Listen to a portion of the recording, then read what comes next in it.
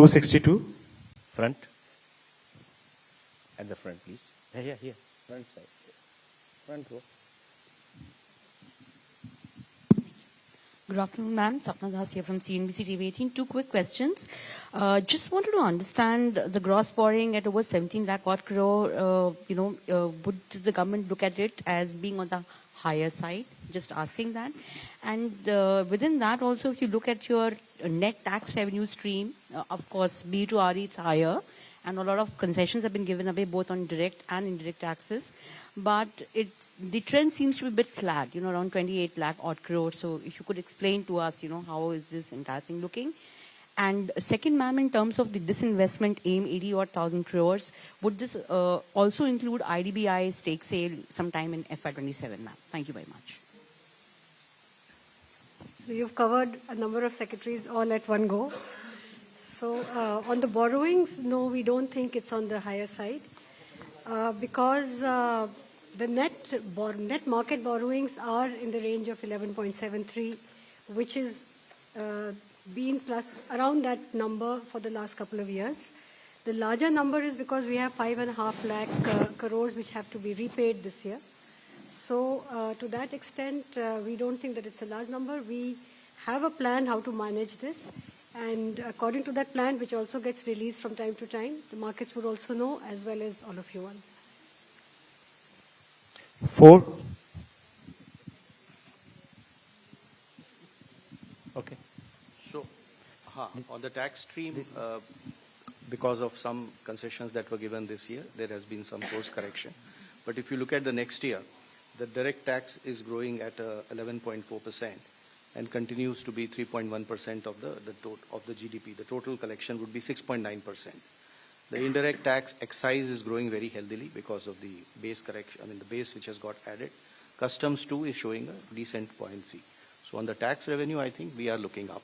And even GST, as you would have seen the collection figures today, after rate rationalization, the buoyancy which we had expected, and in this hall we had discussed about it, you can see that coming back on that tax. Hi, ma'am. Meghna Mittal from Money Control. The fiscal deficit target that you have set for next year from 4.4 to 4.3 is being seen as very, very gradual. Is there a specific reason, or is it because of the global uncertainties as one of the major factors for being such a gradual fiscal consolidation path?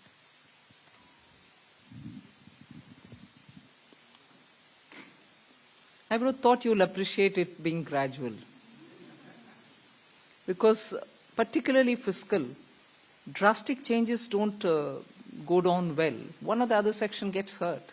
We will have to be gradual, but yet keep it well within that band which gives confidence. And to show that we care for fiscal prudent management. There's no point in me dropping it to, let's say, 4. It has to be steady so that the economy goes in a steady speed. So it is a responsible number and realistic number. It's not as if I wanted it to be so gradual. It is a responsible number. We should achieve it and equally not bring in any kind of turbulence anywhere. Thank you. From the center flank, 190. Thank you, and congratulations on a very comprehensive budget. Before you start, I was going to look at PIB and say, this side is being ignored. Yes. But good that he called you. Thank you. I'm Aprajita Saxena from CNBC International in Singapore. I'm very curious because you started talking about tech, and I want to ask a question about the ISM 2.0. There are those on the outside who say that India sort of lags when it comes to AI innovation, especially innate, innovative LLMs. Is the strategy of ISM 2.0 to sort of become part of the global value chain, or are you more positioning towards India creating its own native LLMs? Thank you. I think Kashmini Vaishnav, the minister, has been speaking extensively about this.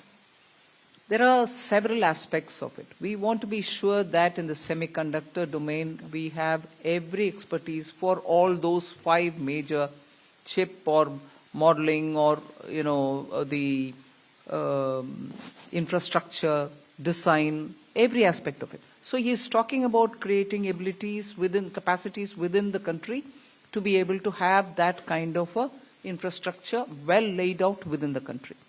And similarly, if you're looking at the way in which our startups are working, using AI, and very clearly we have also shown a path that it is not just the large language models, but also smaller ones, medium-sized ones, which can serve the requirement of your economy.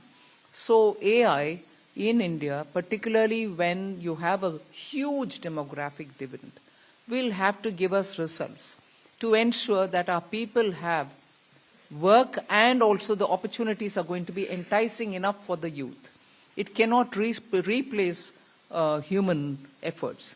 So we are at the same time redefining for ourselves, if I may use that expression, on how to use AI, what is the capacity that we have to create, the kind of infrastructure that we have to lay in the ground for it. Equally, the products which come out of it will have to benefit our people because our youth are revving to do more and new. For them to do something new and for them to do something more, we have to create benefits out of AI rather than push along with AI unthinkingly that it doesn't serve our people. So I think these many different factors play in making a decision on semiconductor. And that is where semiconductor ISM 2.0 looks into these aspects as well. And I'll ask the CEA to speak a bit on it because he spent a lot of time so that he could write effectively capturing what's happening down. Ananta, you want to say anything on it? Actually, we have to see the semiconductor mission and the announcements related to the rare earth corridor, which ma'am talked about a few minutes ago. All of them as part of the framework that we presented a couple of days ago here on the strategic resilience part.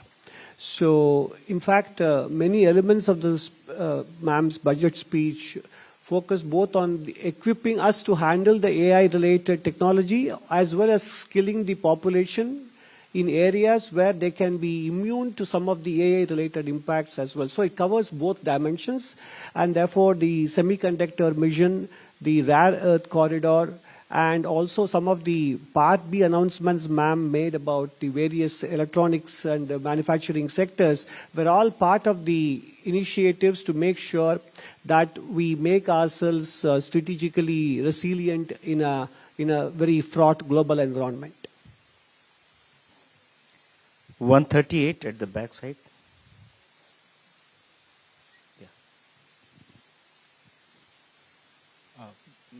I'm Rishabh with NDTV Profit. Just wanted to ask on the buyback tax, the rationale behind it, because was it essential to do it now? Because in 2025, there were a lot of companies that came out with significant share buybacks. Also because, and also do you foresee some sort of a reduction in buybacks? And secondly, on pollution-related schemes, the outlay has been very stagnant, but pollution as a problem remains. Is this not a policy priority for the government now? On the buyback, I'll have Revenue Secretary brief us. So first of all, on the buyback, I'd like to clarify. I hope that the point was clear enough in the speech also, that it is in fact a relief. It's not a tax, additional tax. It is a relief. Buyback tax system was changed to make it as a dividend income, which is income at the applicable income tax rate at the hand of the shareholder. It has been corrected now, and we have put the tax to be in the hands of shareholder as a capital gains tax, which long-term